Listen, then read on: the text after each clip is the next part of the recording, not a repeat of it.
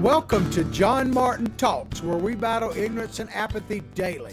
The growing ignorance of just how special this experiment we call the United States of America is, and the apathy that we can't or won't do anything and everything to save her.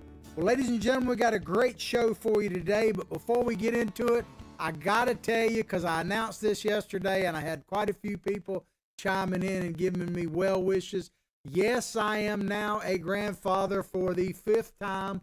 My youngest daughter had a baby late yesterday afternoon, early evening. Our little baby is here, and she weighed 7 pounds 8 ounces. Armani is her name, and I promised you pictures, but because of the COVID and all that stuff, I wasn't able to get up there yesterday. She's supposedly coming home today. So I promise you pictures by Monday, but thank you so much for your well wishes. And it's pretty cool being, as the grandkids all call me, Big Papa. So before long, she'll be calling me that as well. But right into the stories now. We got one for you from, it says, progressives pushing Biden to expand the SCOTUS. So Biden has been kind of mum, really, and we'll get into it in more detail in a moment, about the whole SCOTUS controversy, if you want to call it that, Ginsburg's death and Trump's determination to put a new judge on the circuit. Biden's been somewhat quiet about that, but he's being pressured by the hardcore progressive left, which is essentially the leadership of the Democratic Party, to expand, to start campaigning on expanding the Supreme Court regardless of what Trump does. And then there's this kind of story out there. It's really in a non-story, and I'll explain it more in just a moment. But all this idea that President Trump is not going to peacefully transition to the Biden administration, that he's going to hunker and bunker down in the White House, and we're going to have to send the army in there to get him out. All of that ridiculousness, we'll cover that. And then if we got a time, we're going to talk about a story I touched on earlier in the week, but really didn't have a chance to cover, and I call it Load Up If You Can, and it's about guns, ammunition, Second Amendment, and all of that kind of stuff, and some issues going on with that. And that reminds me to tell you about our sponsor. I want you to go to our sponsorship link. The easiest way to find it, it's Big Daddy Unlimited, otherwise known as BDU, and we're live from the Big Daddy Unlimited studios. Grateful to be here. But no matter when or where you're watching our video, if you go to the above it, you'll see a description of what we're talking about, description of today's show. In that description, you will see a sponsorship link. Click on that link, Big Daddy Unlimited, otherwise known as BDU. For 99 cents, virtually a free 1-month trial, you will get access to factory direct pricing on anything that has to do with Second Amendment, from guns and ammo right down to tactical gear. Thousands of items, as I say, factory direct pricing. After the first month free trial, it's $10 a month, and our show gets $4 of that proceeds to improve what we're doing here. So thank you very much for checking it out. Please do so. All right into this story. Progressive, this is an NBC News story. Progressive pledge to keep pushing Biden to expand the Supreme Court. So they're pushing Biden. I mean, I guess they're going to push him in a wheelchair. How much further to the left can Joe Biden possibly go? I guess he can go all the way to Ocasio-Cortez and Bernie Sanders, and really, aren't they actually in charge? And I'll expand on that in a moment. Since Joe Biden, on the article here, since Joe Biden ran away with the Democratic presidential nomination in March, ran away with it. He stole it, babe. They gave it to him. They bestowed it upon him. Leading progressives have accepted him, sometimes grudgingly. I don't know. They've accepted him because he's a Trojan horse as their party's leader, but in the final weeks of the campaign, the Supreme Court vacancy is threatening to inflame old divides. So they've accepted him. Did they really accept him? I mean, I've called Joe Biden all kind of different names right after he kind of essentially secured the nomination because Bernie caved and all. I called him old bloated Joe because basically the Democrats were drowning. They didn't want Bernie to win, and none of the rest of them could win. So Joe Biden came floating by. They were desperate in their life rafts, and he came floating by, and they just grabbed a hold of him.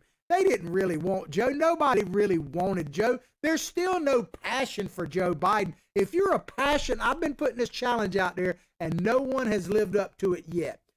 If you are a Joe Biden supporter, if you're a passionate Joe Biden supporter, tell me in a paragraph or less why you are passionate about Joe Biden. But here's the catch. You cannot mention Donald Trump or anything he is doing or may do. You have to just make a case for Joe Biden. It can't, because I get it. There's passion for Donald Trump on both sides of the aisle. There's passion for walking through fire for the guy, and there's passion for pushing him in it. I get that. But I don't see any passion for Joe Biden. So tell me again on Facebook, on YouTube, if you want to go to our YouTube channel, and I strongly encourage you to do so, just spell it out, John Martin Talks. Our shows are archived on there. They're also broadcast live every morning, and we really need you to boost us up there, subscribers and views there. We'd greatly appreciate it. But tell me on Facebook or YouTube or wherever you're watching it why you were passionate about Joe Biden without mentioning Donald Trump or anything about him. I don't know if you can do it. But as far as accepting him, one thing you got to keep in mind, and I know these Bernie bros, if you're new to the show, first of all, welcome. I welcome everybody here. But you Bernie bros out there, let me just tell you, Bernie sold you out from day one. He sold you out in the 2016 election when he basically just caved in to Hillary Clinton and got another house or two, got paid off. And everybody thought, okay, this is his time in 2020. But all you have to do is go back to the last chance that Bernie had to claim his rightful place as the Democratic nominee was to knock Joe Biden out in that last debate they had on CNN. Go back and look at it. He didn't even attempt to knock Joe out. He basically handed the race to Biden on a silver platter. Bernie, I'm convinced more now than ever that Bernie Sanders never actually wanted to be president. He wants to be head of a movement, yes, but not president. He wants to influence policy, no doubt, but I don't think he wanted to work as hard to be president. Because keep in mind, being president of the United States, love him, hate him, whatever, Donald Trump is a hard worker. If Biden gets in there, I guess Kamala Harris will have to be the hard worker. Excuse me there. But Bernie didn't want to work that hard. He sold out from the very beginning. As that thing says, Bernie sold out. Tell me where I'm wrong, man. But Bernie and Ocasio-Cortez and her ilk are all behind Biden now. I don't know if they've accepted him. What they've accepted is they can manipulate him. They've accepted that he is virtually, as Mike Pence said, a Trojan horse. That's what they've accepted. And that, to whatever enthusiasm the progressive hardcore left Bernieites are for Biden, it is because of his Trojan horse thing. Back to the article. Some activists on the left are pressing Biden to endorse expanding the number of high court justices, in other words, Supreme Court, should he win the White House and Democrats can take control of the Senate. God help us if they do. But Biden, who ran a relatively centrist primary campaign, he didn't even run a primary campaign. That's the thing. They keep talking about Biden as a centrist and a moderate. And I told you back when there were still like 20 some odd people running for 2020 that no matter who came out of that Democratic primary, one thing was for sure. They'd be the most hardcore progressive leftist, and if it had been Bernie, communist, that any major party had ever put forward, including George McGovern, and that says a lot. There were no moderates on that stage. No, don't even think about it. But Biden didn't even run a campaign. He's still not running a campaign. He's in hiding Biden mode. Apparently Biden can't go past about 9 o'clock in the morning. Have you noticed that? I mean, he only campaigns like every other day, yet he's on the verge of being our next president. I got to get on this little rant. Forget Donald Trump for just a moment.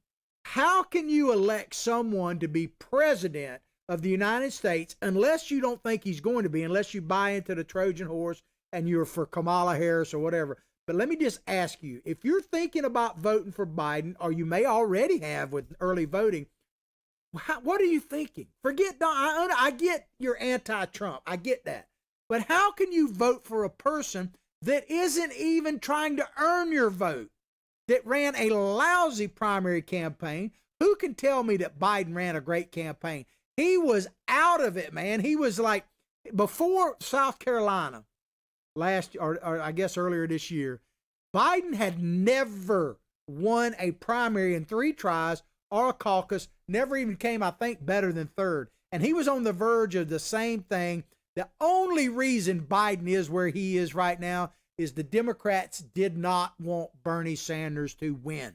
You hear that, Bernie bros? The Democratic establishment that is backing Joe Biden now, and you Bernieites are being asked to back him as well, did not want your guy to be president, and that is the only reason that Joe Biden is at the top of the ticket right now. And so I question you, Bernie bros, are you just going to sell out totally to your goals and ideals and just hold your nose and vote for Biden? Apparently a lot of you are.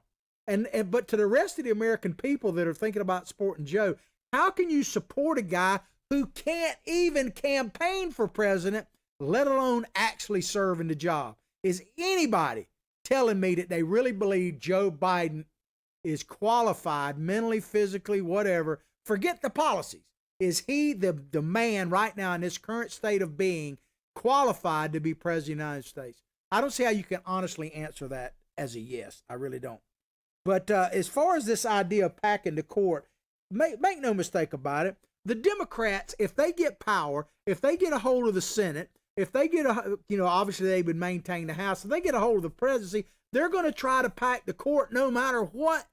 They're obviously going to do it. And the reason is really clear. It has nothing to do with Ginsburg or whoever Donald Trump appoints. The Supreme Court to the progressive Democrats and basically the Democratic Party as a whole has been not the highest court in the land, but the highest legislature in the land. Ultimately, they use the Supreme Court to get their agenda passed that they can't even vote on when they're in Congress. That's why they're going to pack the court, because they want to make sure that the supreme legislative body, which is unconstitutional, by the way, is the Supreme Court, because that's the way the Democrats see. The big difference between Republicans or conservatives and progressives when it comes to the Supreme Court is that Democrats look at the Supreme Court as the supreme legislature. That's the way they look at it. And conservatives and most Republicans look at the court as a limitation on government, the last check and balance, if you will, on government expansion and taking away your rights. It's a big difference, but that is the difference. But make no mistake about it, the Dems are going to try to pack the court no matter what happens, if they have the power to do so, and that's where you come in. But here's one example of this. Said Nina Turner, a former Ohio State senator and top advisor to Bernie Sanders in both of his failed campaigns, said the majority of Bernie-crats will most likely vote for Vice President Joe Biden. That doesn't mean they are not going to raise hell all the way. Well, that's what they do. Bernie-crats, I like that. So basically they're admitting in this article that Bernie's never been a Democrat. Think about that. If you're a staunch Democrat, Bernie never was a Democrat. So you guys, if you really want to be independent, if you Bernieites out there want to be independent, or anybody else, if you really want to be anti-establishment, you actually have only one choice in this election, and that is Donald J. Trump. Donald Trump, I'm not saying you have to agree with every one of his policies, but he's the only chance we have to drain the swamp and squash the establishment of both parties. Donald Trump. Biden sure ain't going to do it. You know that. How can I ask yourself again, this is kind of look in the mirror day, because we're less than 40 days out to the election. It's unbelievable. And absentee balloting, for instance, just went out yesterday here in the state of Florida. So the election is upon us right now. And I'll tell you something about absentee. Let me just say it really quick. If you have an absentee, I'm going to give you a little tip. So it's one of these kind of things. If you don't get anything outside the show, get this. If you have your absentee ballot now, or you're getting one soon, and you want to stop the door knocks, the phone calls, the text messages, all that, the hounding to vote, here's what you need to do. Fill that absentee ballot out immediately and send it in. Once it's in the supervisor's office, the way the technology is, the campaigns, and this is true of Democrats and Republicans, they'll stop calling you, knocking on your door and texting you and sending you mailers and all that, because you've already voted, and they won't waste their time on you. They'll move on. So if you don't want to be hounded, Turn in that absentee ballot ASAP. Just giving you a little tip here. But this is, like I say, look in the mirror day. How can you look at yourself in the mirror if you're someone who is anti-establishment and vote for Joe Biden? Because Joe Biden, never in his career has he been anti-establishment. In fact, Joe Biden embodies the establishment, really, of the swamp. He is a textbook swamp rat, a poster child for it, regardless of party. But said Aaron Belkin, director of Take Back the Court, which advocates for increasing the number of justices. This is what Aaron said. The politics of this are moving very, very fast. And under a Biden administration, man, I hate even reading that. When the court has the administration handcuffed on day one, I think the politics are going to be changing even more quickly. Handcuffed. So what he's saying is exactly what I just said a minute ago, that the Democrats look at the Supreme Court as the supreme legislative body, not the last check on power like conservatives do. And so the Democrats, by that, it doesn't matter what Donald Trump does. They're going to try to pack the courts if they have the power to do so. If they have the Senate, of course, they'd hold the House in that situation. And the presidency, we are going to have hell to pay, and they are going to carry out their promise or their threat to fundamentally change America. Fundamentally, when you hear them say fundamentally change America, let me just translate that for you. That means take the Constitution and do exactly what Pelosi did to President Trump's speech, his State of the Union speech. Tear it in two. The Constitution is on the line in this election. That's why I say this election is bigger than Donald Trump, if that's possible, because it's about the U.S. Constitution, man. Make no mistake about it. The Democrats, they don't believe in any of it anymore, it doesn't seem like, which is a shame. And I'm talking about the Democratic leadership, not necessarily rank and file Democratic members, but the Democratic leadership is no longer a party of the Constitution. They just aren't. If I'm wrong, tell me where I'm wrong on Facebook. Chime in and let me know. I'll get back to you as soon as possible. Biden has largely sought to avoid the issue. This is really interesting, but it's true. Biden has largely sought to avoid the issue, talking about SCOTUS in general, as he campaigned in battleground states. Is he really campaigning? It's the weirdest definition of campaigning I've ever seen. Preferring instead to focus on Trump's handling of the coronavirus pandemic and high unemployment. He ducked a question. So how's Joe Biden going to solve high unemployment? Raising taxes? That ain't going to work. He never has. He ducked a question about changes to the court during an interview with a Wisconsin television station, saying a response would shift all the focus. It is curious to me that ever since the initial death of Ruth Bader Ginsburg and the fallout from that, when everybody was talking about how great she was, Biden did kind of one of those things, and Kamala Harris, and they made a little statement about let's wait till the next president's elected. But since then, it's pretty much been crickets from the Biden campaign. They haven't been talking about this at all. They've left it up to people like Pelosi and Schumer to talk about. I think the biggest reason, there's two reasons. I think one, Biden can't speak that long on anything, but I think they understand that it's going to happen, and they're just going to have to deal with it, and they're going to use it. And they were hoping to use the open Supreme Court seat as a reason to vote for them. But now I think what their strategy is exactly this right here. It's a foregone conclusion. I hope they're right about this, that Trump's going to get his pick confirmed. And so what they're going to do is campaign that, hey, you need to vote for us, because the only way to overcome the travesty of what Donald Trump stealing a Supreme Court pick, this is their words, is to overwhelmingly vote for them so that they can change and pack the court. That's what they're trying to do. Because I think they've pretty much given up on trying to stop the nomination of Donald Trump from moving forward. That's the way I see it. And as far as duck the question, man, when has Joe Biden actually had a question?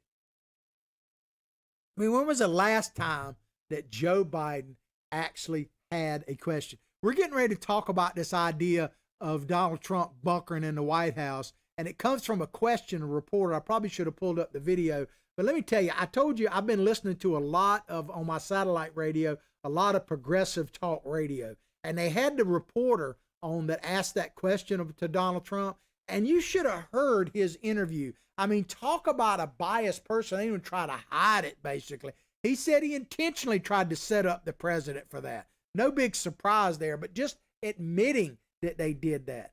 But Joe Biden hasn't been asked one tough question. I'm holding out hope that he will in the debate, but I don't trust the moderator, and we'll talk more about that probably Monday, but I don't trust Chris Wallace at all. He's no friend of the president. As one of my listeners chimed in, and they were absolutely right, every time Chris Wallace interviews a conservative, he looks like he's doing an interview for CNN. It has always gone, so we can focus on the unfairness of that, but it's always been up to President Trump, and it always was going to be, to call out Biden, to expose Biden. We can never trust the media to do that. They're obviously just not going to do it. And it's become clear. And even if you're a Joe Biden supporter, if you're honest, another look in the mirror day, you have to admit the guy, not only has he not campaigned, but he hasn't been challenged by the media at all. Not one time. And I don't expect them to challenge him the rest of the way. But he doesn't duck questions. He doesn't even get questions. Back to the article. Some progressives said Ginsburg's death laid bare why they are backing Biden. Listen to what Ocasio-Cortez said. Voting for Joe Biden is not about whether you agree with him. It's a vote to let our democracy live another day. AOC, man, she's on top of this. I want to play this video for you. And this is Ocasio-Cortez, right after Ginsburg's death. I think she was on Instagram when she did this. And she's talking about the moment. She doesn't say, hey, pressure your Congress, men and women, pressure the Senate, vote for Joe Biden, any of that stuff. And they talk about how the right is calling for violence when it's actually the left. Listen to what Ocasio-Cortez says about the death of Ruth Bader Ginsburg and what it should mean to you out there in America, especially young people. Check it out. Radicalize you. Let this moment really put everything into stark focus, because this election has always been about the fight of and for our lives. And if anything, tonight is making that more clear to more people than ever before. And I'm going to tell you, it's going to get more and more and more clear up until Election Day. Things are going to happen. That's good enough. So did you hear what she's saying? She wasn't talking about, this was literally right after the announcement of Ruth Bader Ginsburg's death. She wasn't saying, hey, let's mourn the loss of the judge. She was saying, let's make this moment radicalize you. So let me get this straight. Are you really telling me that the left, in your opinion, Miss Ocasio-Cortez, is not radical enough? How much more radical do they have to be? They're literally shooting cops now, assassinating or attempting to assassinate police officers. And you know what's interesting about what just happened? I mean, I don't mean to trivialize what happened to the police officers, but one of those police officers, the one that was the most seriously wounded, shot in the stomach below his vest, was a black man, was a black police officer. Yet he was shot by another. If the suspect they have is actually guilty, I'm not saying he is, the suspect in the shooting is another black man. But the media doesn't even mention that. Here you have Black Lives Matter supposedly out there targeting a black police officer. That tells you that they don't give a crap about a black life. They don't care about any life. They just care about political agenda. They just want you to be radicalized. Ocasio-Cortez is not mourning the death of Ruth Bader Ginsburg. She's trying to take advantage of it to push more violence into the streets right up until Election Day. And of course, as Kamala Harris says, even after Election Day. Someone on Facebook said, I took Kamala Harris's comments yesterday out that I played that were from about a month ago out of context. No, I didn't. I played exactly what she said. She said that the protesters are basically righteous, and now I'm paraphrasing a bit. They need to continue right up through Election Day and even after Election Day. And she didn't say anything about the results of the election. that they just need to continue, man. But so right now, let me just ask you out there. I understand that some of you are unreachable, but for those of you who are on the fence, are thinking about not voting, which is basically voting for Joe Biden, how can you possibly say that we're not radical enough? Do you really want to see us even more radicalized? Because let me tell you, you can elect Joe Biden. As I've said all along, you can vote your way into socialism, but you're going to have to shoot your way out. That's the way it's always been.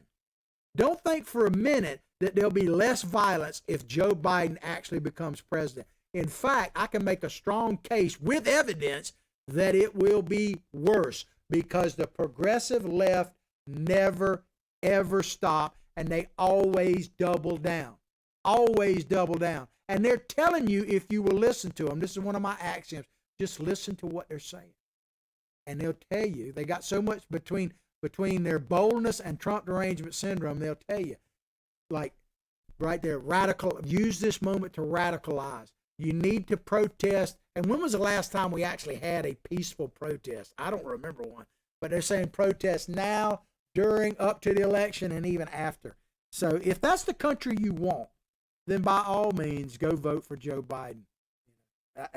If we don't man the political ramparts, ladies and gentlemen, we're going to have to man the real ones again, because the Constitution is literally on the line, in my opinion, but it's an opinionated fact. All right, let's move on to our next story. This is from the Washington Post, and this is kind of around this idea that Donald Trump would not leave the White House and not transition, peaceful transition of power, would not respect the election results. That's the story that's going around. From the Washington Post, GOP senators reject Trump's implication about transfer of power without criticizing the president. Senate Republicans opposed to President Trump's assertion that he might reject a peaceful transfer of power if he loses the November election, trying to deflect his challenge to a foundation of American democracy, by the way, it's an American republic, as bravado that will not actually occur. Let me just tell you, ladies and gentlemen, flat out on this. I'll get to the bottom line right here at the top of the story, and then we'll expand on it. It's not going to occur. And first of all, I'm hoping the president gets 4 more years. But Donald Trump is not going to not accept the election returns. That is not what he said. He's taken totally out of context. He talked about basically he wasn't going to surrender without a fight, so to speak. And what he's talking about is they're going to wait and see what happens with court challenges, what happens, because we're the basic scenario that a lot of people are coming to believe is that Donald Trump is likely to be the winner on election night, but there'll be tons of mail-in ballots yet to count. And that after election night is over, within the coming weeks, that Biden will creep ahead and actually win. Now, obviously, if Biden were to win in a blowout scenario, which of course the left is pushing, I saw multiple headlines. It's amazing to me how confident the media is at least trying to be about Joe Biden. They're trying to demoralize Trump's voters, which I don't understand is not going to happen. He had a rally in Jacksonville last night. I couldn't go to it, but I had friends of mine that went, and they said it was just unbelievable. Donald Trump is campaigning 24/7. Joe Biden can't even get out the bunker but every other day. But they say Biden is in the blowout scenario. They're trying to demoralize you. So just what we need is that we need a blowout scenario, but we need Donald Trump to blow it out of the water, because they're going to hook, crook, and try to cheat. But it's this idea that Donald Trump is not going to accept ultimately the election results and just hunker down in the White House is just idiotic on its surface. I mean, it's just stupid to even contemplate that, really. But it goes with this story. They're trying to scare you to vote for Joe Biden, I guess. Republicans, with almost no direct criticism of Trump's statements, uniformly asserted that if Joe Biden wins the election, they will support a peaceful transition to the Democrats' inauguration in January. Let me just tell you, this, ladies and gentlemen, is the very definition of a non-story. Pardon the pun, but it's totally trumped up. A reporter, as I talked about earlier, basically tries to sabotage President Trump, which they always do in these press conferences, ask him a question intentionally to get a certain response. He even admitted this on one of the talk shows I heard yesterday. And Donald Trump answered, essentially, go back and look at it. Basically, what he said was that he wouldn't just automatically accept it until they had all the votes counted and challenge. And he talked about that the fiasco of mail-in balloting, the total mail-in ballot. He's not talking about absentee, by the way. He's talking about the blanket mail-in balloting, that kind of thing. There's so much stuff out there now trying to bring fraud to the election. I mean, even Facebook. I'll do deference to algorithm before I say this. How do you think about, I'm sure you're getting these too. Facebook pops up all the time when I click on my page, will say, especially my personal page, will say, are you registered to vote in Florida? And then want me to do all this. You know, of course I'm registered to vote in Florida. It doesn't take much to find that out, by the way. It's pretty easy to find out who is registered, but they doing that all. Do you think they're doing that to help move the vote towards Donald Trump? I don't think so at all. But all of this is a non-story, but we got to talk about it anyway. Mitch McConnell tweeted, the winner of the November 3rd election will be inaugurated on January 20th. There will be an orderly transition, just as there has been every 4 years since 1792. 4 more years. That's the biggest solution to all this. You want to make sure that there's not a contested election? Just overwhelmingly support Donald Trump. Let's put him in the office, because he mentioned this, and they hate this, during that very press conference. He said, well, there might not be a transfer of power. There might just be 4 more years, basically. He said something to that effect. Of course, they hate that.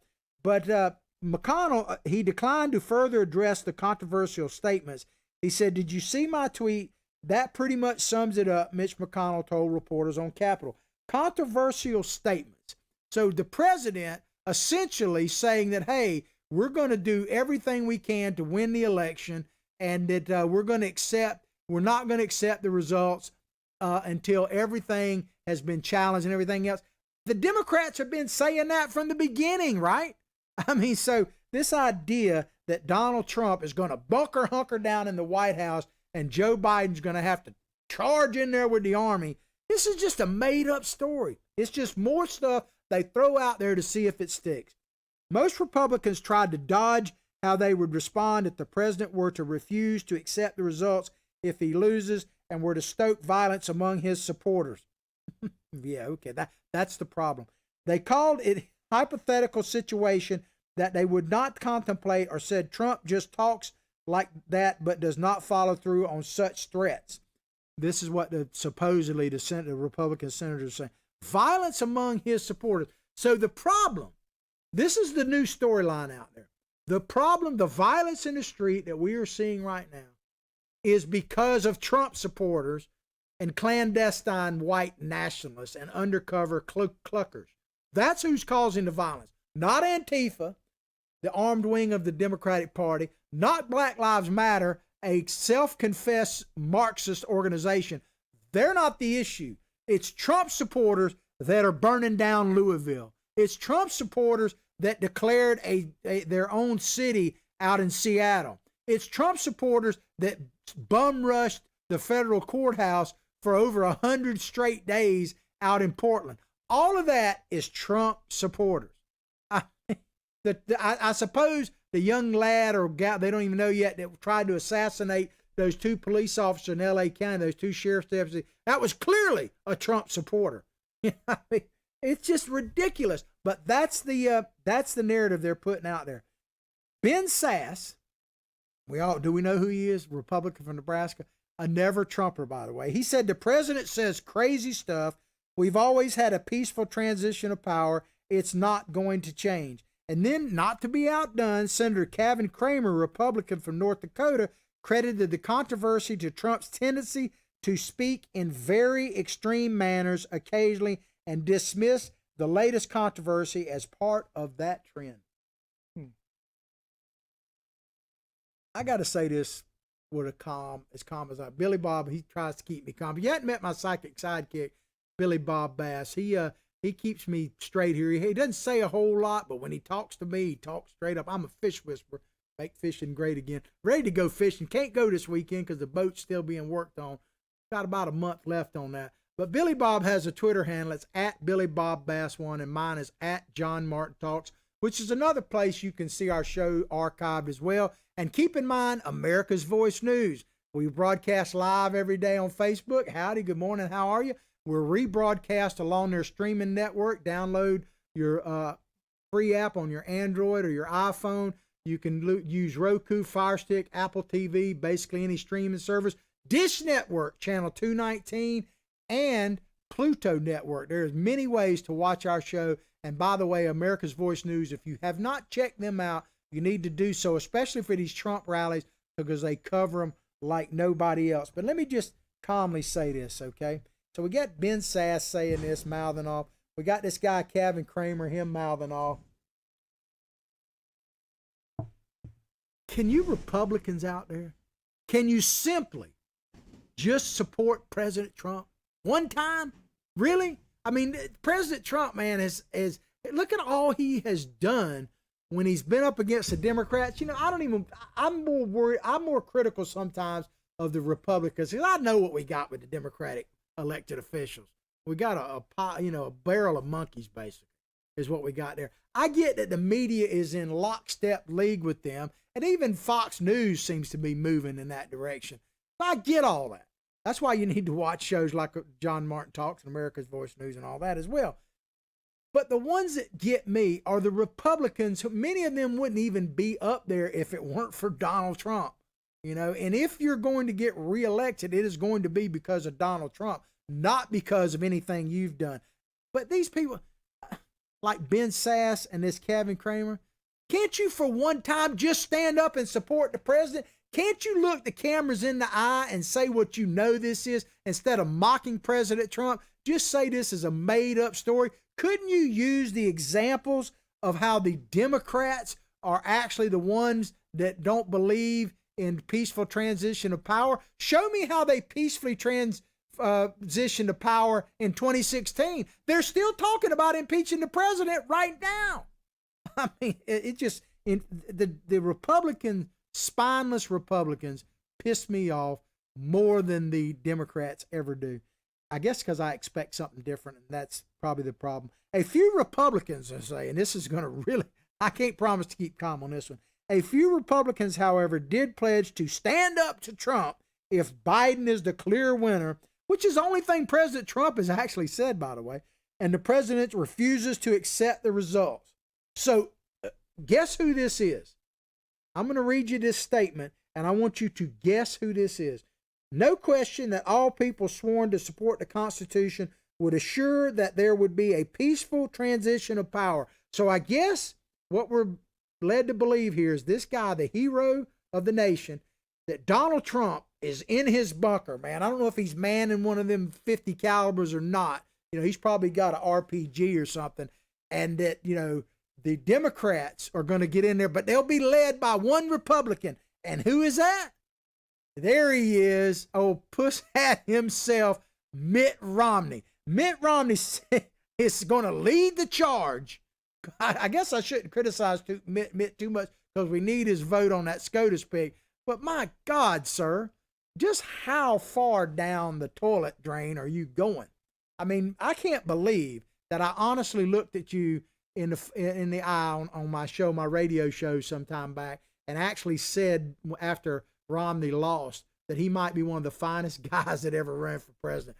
Boy, I got to tell you, man, I regret the day I ever said that, and I was absolutely wrong. He is one of the most worthless whatevers up there. Anyway, here's the thing.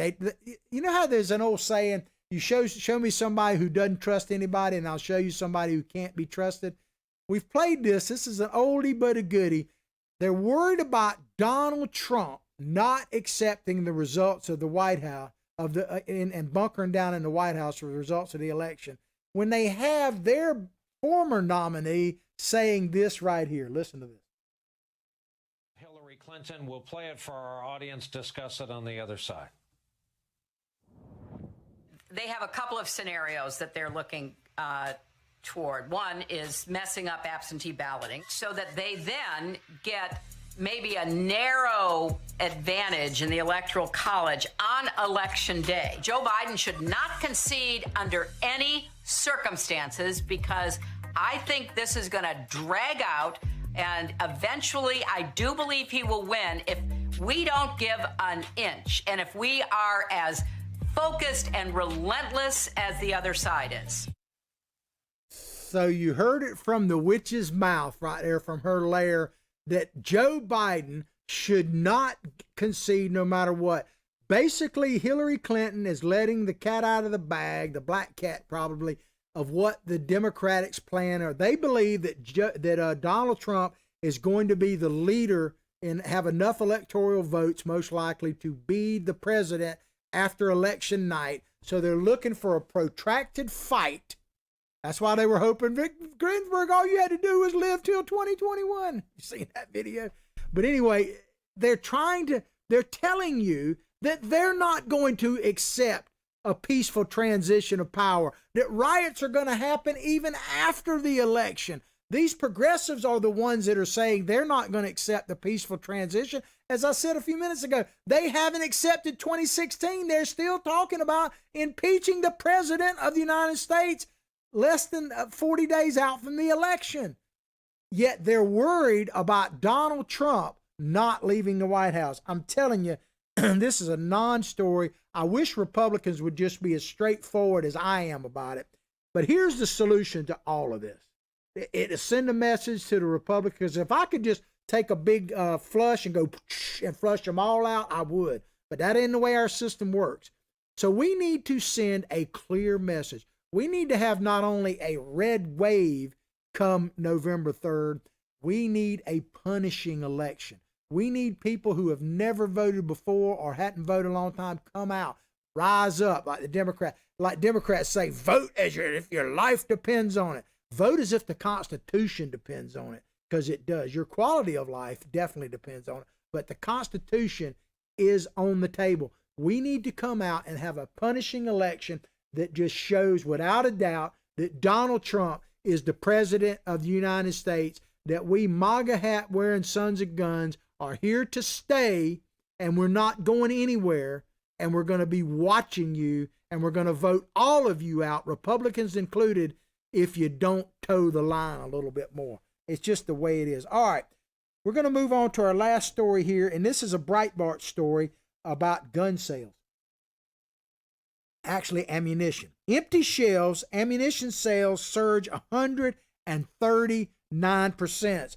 So it's like the Leonard Skinner, man. Give me back. I need my bullets, man. I went to the Leonard Skinner concert right before everything shut down. My son and I went and saw their farewell tour up in Savannah, Georgia. Might be the last concert I ever see. And boy, was it a good one to pick, man. But give me back.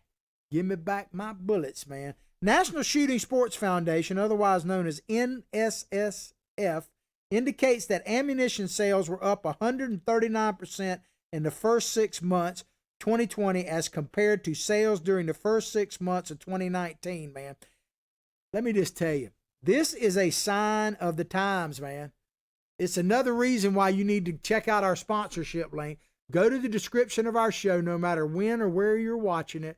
Above the video, you'll see the description of our show. There's a link in there to Big Daddy Unlimited, otherwise known as BDU, our sponsor, and you can get a factory direct pricing on guns, ammunition, tactical, anything, thousands of items, anything to do with the Second Amendment, swag even, delivered directly to your house, man. NSSF president and CEO Joe Bartozzi spoke at the 2020 Gun Rights Policy Conference over this past weekend, where he delivered the news on a surge in ammunition sales. So gun sales going through the roof. First-time gun owners are like 40% of the sales. Black Americans are buying in record numbers. You can't keep ammunition on the shelf. And it's all, I can guarantee you this, it is all because of Trump supporters, right? They're worried about MAGA. They're worried about putting on that. I mean, it is ridiculous. Do you really believe that Black Americans are buying guns because of the Ku Klux Klan? Is that true? Are they really buying them to defend themselves against the police? I don't believe that either. I think they're buying them to defend themselves against the lawlessness. There was a survey out, we talked about it a month or so ago, that showed like 81% of African Americans want more police in their neighborhood. So, you know, American people are a bit afraid right now. That's why they're buying. You think the first time gun buyers that are like 40% of all new gun sales are actually buying them? You remember the Chris Rock routine? Chris Rock did a routine. He can't even do his routines anymore because it's not politically correct. But he did one time talking about a black guy going to an ATM and looking over his shoulder. He said he ain't looking over his shoulder for Ted Koppel. He's not worried about Ted Koppel. And I would say he's not worried about a hooded Klansman looking over his shoulder. It's just crazy, man. Black on black crime is what they're buying that for. And the crazy lunacy of the hardcore left and crazy white folks too. It's not just black on black crime, because if you look at who's leading this insanity on the street, it's crazy white folks, man. I'm just telling you, we're living in some crazy times. So if you're looking for guns and ammo, if you're looking for anything tactical, as I say, I'm with you. I'm with you. I understand why you're doing it. Go to our sponsorship link, Big Daddy Unlimited. Click on that. 99 cents for the first month, virtually free trial. Then $10 after that a month. $4 of that goes to help us expand the show. And that's just where we are. Well, I hope you've enjoyed the show as much as I've enjoyed bringing it to you. Please go directly to John Martin Talks Facebook page, like it, share it with others. Check out our YouTube channel, spell it out, John Martin Talks. Remember, as I said, America's Voice News. I hope you have a glorious weekend. I am overjoyed and excited. I'm glad I wouldn't be going fishing this weekend even if I could, because I'm going to meet the newest member of our family, Armani, my 5th grandchild, later this afternoon, and I am looking forward to it. Have yourself a blessed weekend. I'll pray for your family. You pray for mine. We all need to take a moment and pray for this great nation. But above all else, like I say each and every day, from my heart, from my family to yours, have a blessed day.